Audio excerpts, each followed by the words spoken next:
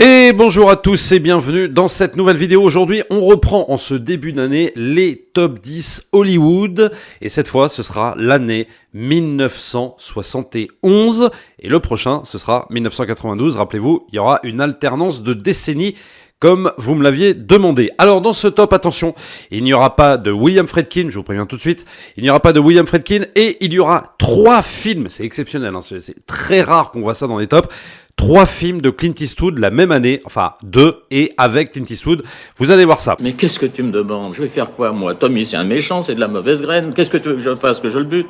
Ça serait pas une mauvaise idée. Alors on commence tout de suite par le 10e. Le 10e, j'ai mis Le Survivant avec Charlton Heston, Omega Man. C'est clairement pas le meilleur film ever concernant Hollywood, mais je l'ai mis parce que c'est un film quand même que j'aime bien, c'est un film d'action, science-fiction, tout ça, et il faut savoir que Le Survivant, c'est l'ancêtre de Je suis une légende avec Will Smith. Et je préfère ce film avec Charlton Heston. J'aime beaucoup Je suis une légende, parce que c'est adapté d'un roman que j'aime beaucoup, donc de Richard Matheson, mais je préfère celui-là, je trouve qu'il est un peu mieux adapté par rapport au roman, même si c'est clairement pas encore la meilleure adaptation de ce roman. C'est très difficile apparemment de faire une adaptation fidèle du roman de Richard Matheson, mais c'est un film que j'aime bien. Voilà, donc c'est pour ça que je l'ai mis en 10e position. Je vais pas m'attarder beaucoup dessus. Je vous le recommande. C'est un film donc qui est produit par la Warner et je le mets en 10e position. En 9e position, on commence à rentrer dans le dur là parce que on est face à des films qui sont vraiment exceptionnels, mais il faut faire un classement. Donc je l'ai mis en 9e position et ce film c'est Un frisson dans la nuit, Play Misty for Me, et il faut savoir que ce film c'est la première réalisation de Clint Eastwood. Là voilà, il passe derrière la caméra, mais il joue dedans aussi. Alors là, c'est pas l'ancêtre de Je suis une légende, mais c'est l'ancêtre de Liaison fatale. Ça raconte la même histoire, hein. En gros, un disc jockey qui tombe amoureux d'une nana, et cette nana s'avère être une psychopathe complètement complètement allumée, et qui va le harceler, qui va faire du harcèlement très clairement. Il s'ensuit donc en gros un espèce de gros thriller. Alors, 9e position, c'est pas clairement pour moi le meilleur film réalisé par Clint Eastwood parce qu'on sent vraiment que c'est sa première réal. Il y a pas mal de maladresse, il y a des choses qui vont pas. Mais voilà, le sujet, il est absolument génial. Au milieu du film, il y a une espèce de gros coup de mou quand même, avec toute une scène qui se passe dans un festival là-bas du côté de San Francisco, et tu comprends pas bien ce que vient faire cette scène-là en plein milieu du film alors qu'on est en plein thriller et tout ça. Mais c'était l'occasion de montrer voilà comment ça se passait, les festivals là-bas, je sais pas, à San Francisco. On est en pleine période hippie et compagnie, et tu vois Eastwood qui se mêle un peu à tout ça. Bon, c'est intéressant si tu veux d'un point de vue, si on se place d'un point de vue documentaire, mais par rapport à l'intrigue, ça apporte pas grand-chose. Bon, ça c'est un peu dommage, donc ça fait partie de ces petits problèmes qu'il y a dans Play Misty for Me, dans un frisson dans la nuit, film que j'aime beaucoup, hein, bien sûr, mais voilà, avec quand même des maladresses, et tu sens que bon, il en est au début, quoi. Et je te garantis que les années d'après, en termes de réal, il va y avoir des films bien plus intéressants en termes de réalisation. Mais on commence déjà dans ce film, c'est ça qui est intéressant, à montrer le rapport qu'a Clint Eastwood avec les femmes. Parce qu'on va beaucoup dans cette décennie 70, voire même 80, on va beaucoup lui reprocher sa misogynie, on va beaucoup lui reprocher son sexisme, etc. Déjà à l'époque, alors que en fait, il montre justement que lui est clairement considéré comme un homme objet, et ça commence dans ce film-là, en proie à une femme complètement folle. Alors tu vas me dire, oui, c'est vrai que c'est pas très féministe tout ça, mais c'est vrai qu'on va le montrer non pas comme un homme très fort, comme un homme très viril, mais plutôt comme une proie, comme voilà, avec cette espèce de fragilité qui va parfois montrer quand même Clint Eastwood, il faut pas l'oublier. Et Play Misty for Me montre justement cet aspect-là. Play Misty for Me, c'est quand même un succès, donc c'est produit par la Universal, c'est 1 million de budget pour 10 millions de rapportés, donc oui, 10 millions, c'est pas non plus, c'est pas Star Wars, quoi, mais en tout cas, pour un petit budget, parce que c'est vraiment un petit film, hein, 1 million pour 10 millions de rapportés, c'est quand même pas mal, et donc clairement, ça va lui ouvrir les portes pour faire d'autres réalisations. Donc, Un frisson dans la nuit, 9e position. En 8e position, pareil, on fait la connaissance d'un futur grand cinéaste, et ce film, c'est THX 1138, la première réal de George Lucas. Avant American Graffiti, et avant Star Wars. Et alors ce film, c'est pour moi peut-être la meilleure œuvre de George Lucas après Un Nouvel Espoir. Alors c'est produit par Francis Ford Coppola, c'est distribué aussi par la Warner. Et ce film, c'est vraiment le prototype du film glaçant de science-fiction qui nous raconte le futur. Alors tout est en décor blanc, on vit dans une société où tout est contrôlé, la liberté d'expression est réduite à néant, un régime de censure, des numéros à la place de noms, tu as le contrôle mental des gens par une espèce de caste de privilégiés, la délation est encouragée, en gros on vit dans un monde futuriste cauchemardesque. J'ai envie de te dire que même Demolition Man à côté c'est cool quoi, enfin tu vois, là vraiment on est dans un truc presque à la 1984, mais je trouve même en pire, quoi. Donc, pour le coup, en 71, ce film va être un échec cuisant, un échec total. Il y a que Steven Spielberg, Martin Scorsese, Frank Darabont qui vont aimer le film, et Spielberg va dire c'était un des meilleurs films de science-fiction que j'avais jamais vu. Et en fait Spielberg il se trompe pas, c'est comme il le dira pareil par rapport à Star Wars, alors que les autres étaient un peu ils étaient plus sur la réserve. Spielberg lui va reconnaître véritablement tout le côté visionnaire de ce qu'est THX 1138. Et pour moi, c'est vraiment, pareil, un des plus grands films de George Lucas. Et puis on voit quand même dans ce film-là un peu les prémices de Star Wars, parce que qui rappelle d'ailleurs le début d'Un Nouvel Espoir. Tout est en blanc. Alors c'est pas des Stormtroopers, mais on voit quand même une unité de police masquée. Donc ça rappelle un peu les Stormtroopers. Donc on voit, si tu veux, une sorte d'ébauche en fait dans THX 1138. On voit une sorte d'ébauche de ce que sera Star Wars quelques années plus tard. Évidemment, je vous le recommande si vous l'avez pas vu. THX 1138, vous pouvez le voir même en version restaurée. Ne le voyez pas dans la version de l'époque, machin, etc. Vous voyez dans la version restaurée, vous allez vous régaler. C'est avec Robert Duval. Et vous allez trouver même quelques similitudes avec nos sociétés actuelles, et c'est ça qui est bien. En 7e position, un film que j'adore et qui est souvent pas trop cité, c'est La Dernière Séance, The Last Picture Show, sorti donc en 71 du réalisateur Peter Bogdanovich, qui a pas fait beaucoup de films, mais quand il en fait, c'est fort. Voilà, il a fait Mask, après pas The Mask, Mask avec Eric Stoltz dans les années 80, et là, pour moi, c'est son meilleur film. Alors, The Last Picture Show, c'est un essai en fait sur une jeunesse à la dérive dans une petite ville aux États-Unis pendant les années 50, et c'est avec la super belle Sybil Shepherd qui va jouer dans Clair de Lune après, et Jeff Bridges entre autres. Donc en gros le pitch, c'est une petite ville perdue du Texas de l'Amérique profonde du début des années 50.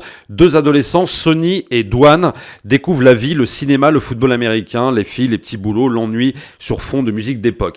Et tu as au milieu de ça un cinéma qui va fermer, un cinéma qui n'a plus lieu d'être et qui va être un peu le lieu où tous ces jeunes vont se rencontrer, vont se réunir, vont découvrir leurs premiers ébats amoureux et tout ça, et c'est comme un personnage à part entière en fait ce cinéma. C'est pour ça qu'il l'a intitulé La Dernière Séance, The Last Picture Show, parce que c'est très très important ce décor de cinéma. Et en gros, si on pouvait résumer The Last Picture Show, c'est une sorte d'American Graffiti, ça tombe bien, on parlait de George Lucas avant, une sorte d'American Graffiti mais en moins cool, en moins rigolo. Voilà, parce que American Graffiti, c'est une chronique de la jeunesse dans les années 50, mais c'est vraiment hyper léger, c'est sympa, on rigole et tout ça. The Last Picture Show, c'est un peu l'inverse de ça, c'est le contre-truc de American Graffiti. Donc c'est intéressant à ce niveau-là, le noir et blanc est sublime, les acteurs sont absolument fabuleux, tu vois comment déjà Peter Bogdanovich dirigeait ses acteurs, c'est complètement fou, ils étaient jeunes en plus à l'époque, et ils jouent vraiment limite presque à... c'est des prestations à gagner des Oscars, quoi, tu vois. La dernière séance a obtenu en 72, puisqu'il y a toujours un décalage, une pluie de nominations aux Oscars, un total de 8, pour repartir finalement avec 2 statuettes pour les meilleurs seconds rôles, Ben Johnson et Cloris Leachman. Donc voilà, je vous recommande évidemment de regarder ce film si vous l'avez pas vu, The Last Picture Show, La Dernière Séance de Peter Bogdanovich. En 6e position, un des films que je préfère de cette sélection, je l'ai mis en 6e, mais bon, Un été 42. Un été 42, alors là, ça va changer un peu de tout ce qu'on va avoir de cette année 71 où c'est beaucoup de films, soit très violents, soit très dépressifs. On rentre dans cette décennie, attention, très dépressive. Et là, on a un film absolument merveilleux, qui pourrait peut-être plus se faire maintenant d'ailleurs, je ne sais pas. Un été 42 qui va raconter en gros l'histoire d'amour entre un adolescent de 15 piges qui part en vacances sur l'île de Nantucket et qui va tomber amoureux d'une femme mariée, qui est beaucoup plus âgée que lui, et qui va tomber amoureux d'une femme mariée et va se nouer une idylle et une histoire d'amour assez forte. Voilà. C'est Hermie se souvient avec nostalgie de cet été 42 lorsqu'il avait 15 ans. Garçon timide et rêveur, il avait bien du mal à aborder les filles de son âge lorsqu'apparut dans sa vie Dorothy, une jeune femme dont le mari était à la guerre. Oui, parce que ça se passe en 1942. Donc en gros, ce film, c'est le film de l'hypersensibilité. C'est romantique, mais genre, c'est un truc de fou. Michel Legrand à la musique. Il faut savoir que Michel Legrand, donc évidemment français, compositeur pour Jacques Demy, il gagne l'Oscar de la meilleure musique à l'époque. Et il faut dire que la musique est absolument magnifique, donc c'est amplement mérité. Et donc, ce film, bon, ça va être beaucoup de non-dits, ça va être beaucoup de... ça va être, par exemple, tu vois, toute la scène d'amour, tout en silence, etc. Il va pas y avoir d'érotisme, il va pas y avoir de choses... totalement explicite, mais c'est vraiment un film extrêmement qui est vraiment très sensible, beau. C'est un film vraiment très émouvant avec une Jennifer O'Neill absolument renversante et magnifique et tout ce que tu veux, et qui joue en plus super bien. Donc Un été 42, c'est vraiment un film à voir de cette année-là pour moi. Donc budget pareil, 1 million, c'est un petit film, il en rapporte 42 millions, ce qui est beaucoup pour ce genre de film à l'époque. Voilà, donc si vous ne l'avez pas vu, Un été 42 en 6e position. En 5e, on commence à rentrer dans le dur, dans le lourd. Et là, attention, deuxième film avec Clint Eastwood, Les Proies, réalisé par Don Siegel. Alors là, clairement, c'est un de mes Clint Eastwood préférés, sans problème. Je vous dis le pitch pour ceux qui ne l'ont pas vu. John McBurney est grièvement blessé à la jambe pendant les derniers jours de la guerre de sécession. Amy, une sudiste de 10 ans, le découvre gisant dans la forêt et parvient à le traîner jusqu'au pensionnat où elle est élevée. Toutes les élèves sont partagées entre leur peur du Yankee et leur désir d'homme depuis le début de la guerre. Comprenant la situation, John s'exerce à séduire tantôt l'une, tantôt l'autre, mais contraint par la menace, il cède à la plus entreprenante et se fait surprendre. Et après, je vous dirai pas ce qui se passe. Bon, alors, ce film, c'est très bizarre parce que tu te dis Clint Eastwood... époque 70, tu vois l'affiche, Don Siegel, tu te dis ok, je vais avoir le droit à un film d'action, western et compagnie, et en fait, pas du tout. L'ambiance western, c'est un prétexte à raconter quelque chose qui n'est pas du tout un western, c'est-à-dire qu'on va parler de Clint Eastwood homme-objet, on va parler, oui, là, d'un film féministe ou pas, ça dépend comment on le voit, mais il n'est clairement pas question de western. Voilà, je vous le dis tout de suite. Et d'ailleurs, Universal, ça va le payer très très cher, parce que le film, du coup, va bider sévèrement, de par en fait le trailer mensonger, l'affiche mensongère qui te vend un western avec Clint Eastwood alors que c'est pas du tout ça, et du coup les gens vont être très énervés et vont bouder ce film, ce qui est dommage parce que clairement c'est pour moi un des meilleurs films de Don Siegel avec Clint Eastwood. Alors je parlais justement de féminisme par rapport à ce film, j'ai envie de te dire oui et non. Une fois de plus, après Play Misty for Me, donc j'avais mis en 9e position, Clint Eastwood est considéré là un peu comme un homme objet. Ça, c'est très très clair. C'est le seul homme au milieu de ces 9 gonzesses qui vont toutes le désirer, quoi. Bon, donc lui, il est là un peu en homme objet. Mais c'est vrai que quand t'entends les déclarations de Don Siegel sur le film, tu te dis, est-ce que c'est vraiment un film féministe ou pas ? Est-ce que c'est pas finalement un pamphlet anti-féministe, quoi ? Bon, et alors il va dire un truc qui est finalement vrai. Les femmes sont capables de tromperie, d'escroquerie, de meurtre, de tout. Derrière leur masque d'innocence se cache autant de scélératesse que vous pourriez en trouver chez un membre de la mafia. Et oui, et ça, quelque part, il a pas tort. C'est vrai que chez n'importe quel être humain, qu'il soit homme ou femme, tu peux évidemment trouver ça, il n'y a aucun problème. Et en fait, Don Siegel, ça va l'accentuer, va le mettre en scène véritablement, et c'est ce qui fait justement l'attrait de ce film-là. Et donc, en gros, tu comprends que c'est pas un western du tout, que finalement, Don Siegel, il a voulu faire un film sur le sexe, la violence, tout ça mélangé, surtout la vengeance féminine, en fait, qui sont clairement au cœur du récit. C'est exactement ce qu'il a voulu faire. Qu'est-ce qu'il va rajouter en plus ? Il va dire le désir des femmes de castrer les hommes. Mais c'est exactement ce qui se passe dans Les Proies. C'est-à-dire, Les Proies, c'est clairement ce sujet-là. C'est-à-dire comment les femmes vont castrer un homme. En gros, c'est la symbolique de ce film-là. Pour ça, je ne vous révélerai pas une scène très importante dans le film, qui se déroule plus sur la fin. Évidemment, dans cette vidéo, je ne vais absolument rien spoiler. Et surtout, ne regardez pas le remake complètement foiré de Sofia Coppola, qui rate absolument tout ce qu'elle fait, hein, parce que c'est une... Je le redis encore, hein, pour ceux qui ne sauraient pas ce que je pense de Sofia Coppola, c'est une des plus mauvaises cinéastes actuelles. Oui, j'ose le dire, je sais, ça se fait pas de dire ça parmi toutes les organes de presse, genre Télérama, tout ça, machin, mais je m'en bats les couilles. C'est une des plus mauvaises cinéastes, enfin, tu te dis, c'est pas possible, c'est pas la fille de son père, quoi. Bon, et elle te fait un remake des Proies qui va à l'inverse de ce que je viens de te dire. Voilà. Elle te fait passer Les Proies pour un film féministe, alors que, de base, ce n'est pas du tout, mais c'est clair, ce n'est pas du tout un film féministe en fait. Ça n'a pas été fait dans ce sens-là. Mais elle, hop, elle fait une inversion des valeurs. Donc c'est évidemment un remake à rejeter, à foutre en l'air. Et regardez celui de Don Siegel avec Clint Eastwood. Ça par contre c'est un chef-d'œuvre. Et pour moi c'est véritablement un des meilleurs films avec Le Daron, avec Clint Eastwood. En quatrième position, on part là dans de la violence et on va pas s'arrêter par rapport à cette année-là, 71. Les Chiens de paille, réalisé par Sam Peckinpah, Sam Peckinpah, grand réal, avec Dustin Hoffman. Alors de quoi ça parle, Les Chiens de paille, pour ceux qui l'auraient pas vu? David, jeune mathématicien, fuit l'Amérique et son atmosphère orageuse. Il émigre en Cornouailles où il est confronté dès son arrivée à l'agressivité des autochtones. Atteint dans ses convictions, il aura lui aussi recours à une violence qu'il combat. Alors pour ceux qui auraient un peu peur de se lancer dans ce film-là, alors c'est vrai qu'il faut bien comprendre qu'il y a on va dire une assez longue présentation quand même du contexte et des personnages. C'est pas gênant, hein. C'est pas qu'on s'ennuie, mais disons que on n'est pas dans de l'action, faut pas s'attendre à du Sam Peckinpah, la Horde sauvage, ça y est, c'est parti, de la gunfight et tout ça. On va avoir une longue présentation du contexte et des persos, mais une fois que ça démarre, ça ne s'arrête plus. Et là, on part dans un film, oui, de revenge movie, on va dire, mais alors avec la violence poussée à l'extrême, séquence de viol et compagnie, enfin ça y va sévère, hein, je vous le dis. Faut être prêt. Pour moi, c'est un film choquant, même encore maintenant. Si je le revois encore à l'heure actuelle, pour moi, c'est un film très choquant. En gros, l'idée, c'est de montrer l'humain dans ce qu'il a de plus bas, mais vraiment de plus bas. Et j'ai envie de te dire, quelle que soit la personne. Effectivement, un film complètement désespéré, dur, mais essentiel sur ce qu'il dit par rapport à la violence ou la non-violence et comment on répond à la violence ou pas face à la barbarie. Et c'est exactement le questionnement que suscite ce film. Donc ça, c'est vachement important. Et il faut comprendre que le studio a coupé la première scène de viol avant la sortie du film aux États-Unis pour obtenir la classification R, rated R. Et après, il y a eu des modifications par rapport à cette scène-là, parce qu'il y a eu une polémique.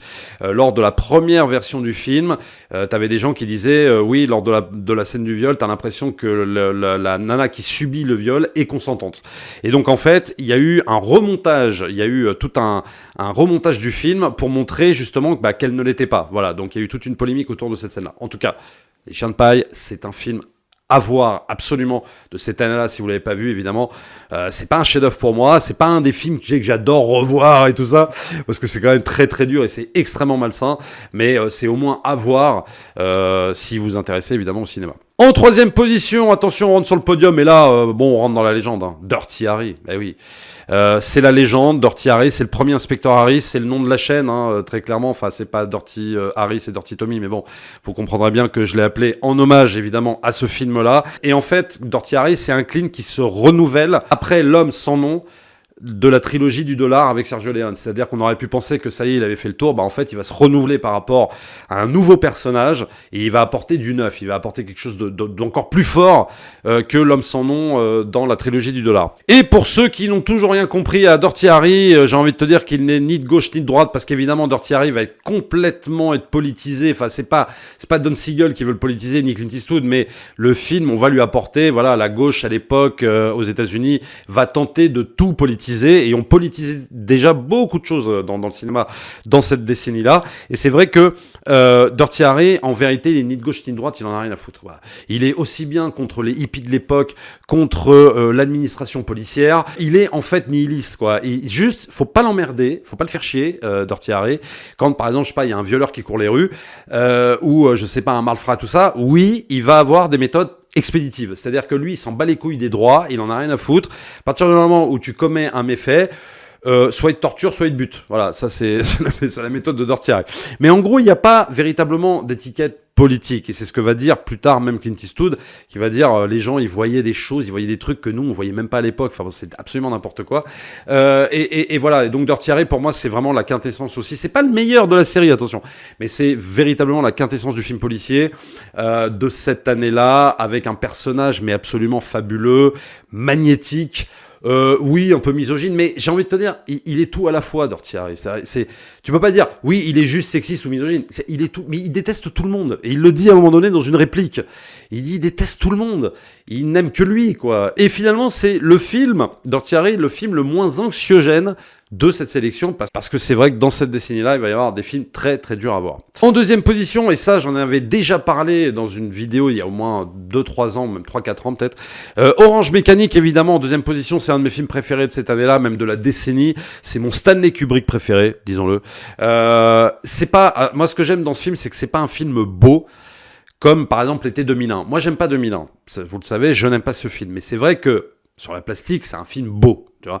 Là, il va à l'inverse de ça. Il détruit absolument tout ce qu'il a fait, par exemple, sur un 2001, et il va être dans le lait, véritablement, mais faire un des plus grands films de l'histoire du cinéma. En gros, c'est Kubrick qui se défait et épouse plastiquement le sujet. Celle d'une société à la dérive où l'ultra-violence règne en maître, et c'est tellement visionnaire. Mais c'est tellement visionnaire. Ça a mis du temps à arriver, cette ultra-violence, mais maintenant, elle est bien là. Mais il faut savoir que les gens, à l'époque, ils vivent un peu dans les bisounours, hein. Et donc, ils ne supportent pas ce film-là. Et donc, il va y avoir des lettres de protestation, de menaces, qui envahissent la boîte aux lettres de Stanley Kubrick à l'époque. Et t'as carrément même des gens qui se regroupent devant sa maison. Pour dire, ouais, non, on veut pas de films comme ça, parce que, bah non, on est dans les hippies, et c'est cool, et on est flower power et compagnie. Et donc, bah, on n'a pas envie de voir la réalité en face. Sauf qu'évidemment, cette réalité, ils pouvaient pas la voir en face. Il y avait pas autant de violence que maintenant. Mais t'imagines si on leur avait dit, voilà, rendez-vous dans 50 ans et puis tu verras ce qui se passe. Bon, là, je pense qu'ils seraient calmés, ils auraient peut-être pas fait de manif devant la maison de Stanley Kubrick. Ils auraient dit, oui, c'est vrai, t'as raison, t'es visionnaire. Bon. Et donc, en gros, qu'est-ce que va dire Kubrick? Il demande à Warner Bros. De retirer le film des salles de cinéma en Angleterre, en dépit du grand succès, parce que le film, quand même, connaissait un gros succès. Et donc, Warner obéit aux demandes de Kubrick, et le film est retiré après 61 semaines de projection en salle. Quelles vont être les conséquences d'un Orange Mécanique? C'est que le film est exploité en salle pendant 24 piges, sans connaître de distribution vidéo ni de télévision. Et donc, nous, on va l'avoir à un moment donné, dans les années 90, je crois que c'était en 96, on va avoir la première édition vidéo de ce film-là, Orange Mécanique. Et pour nous, c'est comme si on venait de trouver, si tu veux, le Saint Graal, quoi. Parce qu'il n'y avait aucune copie qui circulait, c'était très compliqué d'en avoir. Et t'as encore des censeurs de l'époque qui trouvent le moyen de faire des polémiques, genre l'Express, ou je sais plus, Nouvel Obs, Télérama, au moment où Canal+ diffuse le film en 96, bah, ils trouvent le moyen de dire que c'était pas responsable de le diffuser. Voilà. En première partie de soirée. Sauf que bon, Canal, c'est une chaîne cryptée, ça va, détends-toi, voilà, il y a pas forcément de soucis. Mais ils considéraient encore à l'époque, en 96, que c'était vraiment honteux de diffuser ce film, tellement, effectivement, ce film ne fait pas l'apologie de la violence, au contraire, la dénonce, mais disons, montre les choses de façon très, très crue et de façon presque, de façon très réaliste, quoi. Il y a des scènes qui sont clairement insoutenables, même moi qui l'ai vu je ne sais combien de fois, c'est pas une partie de plaisir de voir ce film, véritablement. Mais j'adore, pour moi c'est un chef-d'œuvre. Voilà. Et je terminerai là-dessus sur les propos de Stanley Kubrick qui va dire quand le film sort, Orange Mécanique est une satire sociale traitant de la question de savoir si la psychologie comportementale et le conditionnement psychologique sont de nouvelles armes dangereuses pouvant être utilisées par un gouvernement totalitaire qui chercherait à imposer un vaste contrôle sur ses citoyens et à en faire à peine plus que des robots. Voilà, donc je vous laisse méditer là-dessus et on passe au premier de la liste. Et le premier, je sais, il n'y aura pas, je le redis, il n'y aura pas de William Friedkin, il n'y aura pas de French Connection, et pour moi le premier, clairement, le film le mieux maîtrisé de toute cette sélection, c'est Duel, réalisé par Steven Spielberg, et c'est son premier film sorti donc en 71. Alors attention, ce film au départ c'est un téléfilm. C'est-à-dire qu'il ne sort pas en salle aux États-Unis. C'est un film qui, en fait, va être exploité dans une version, je crois, de 80 minutes. Et nous, par contre, en France, 2 ans plus tard, on va l'avoir au cinéma. Donc tu as toute une génération, notamment mes parents, tout ça, qui ne savaient pas qui était ce metteur en scène, d'accord? Il faut bien comprendre ça, hein. Les mecs, ils vont en salle, ils vont voir ce film, l'histoire donc d'un automobiliste qui se fait poursuivre par un camion pendant 1h30. Ils savent pas qui est Steven Spielberg, il est complètement inconnu en France, faut bien comprendre ça. Ils rentrent et ils sortent complètement bouleversés. Et ils sortent genre, waouh, c'est qui ce mec-là? Quel est ce réalisateur? D'accord? Tellement le film, mais tu le revois maintenant, mais il a même pas pris une ride ce film. Je veux dire, à part les coupes de cheveux de l'époque et à la limite le design de certaines voitures, c'est tout, quoi. Le film n'a pas pris une ride. Je te mets au défi de me dire que le film a vieilli, c'est pas possible.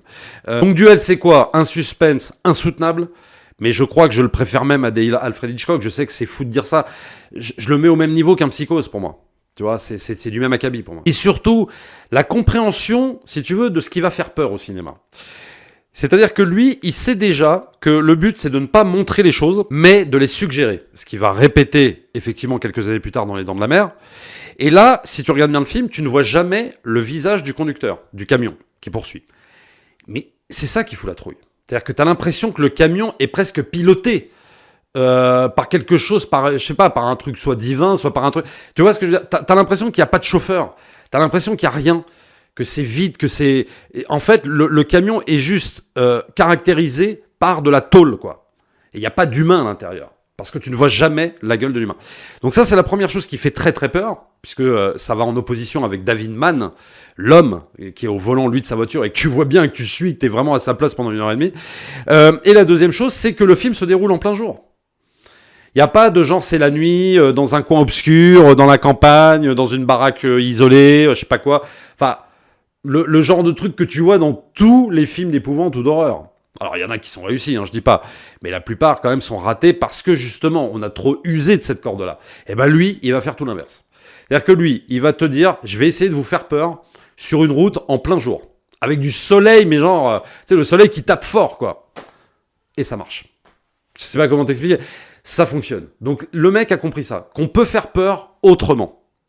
Qu'on peut amener la peur sans verser, si tu veux, dans les clichés du film d'épouvante classique.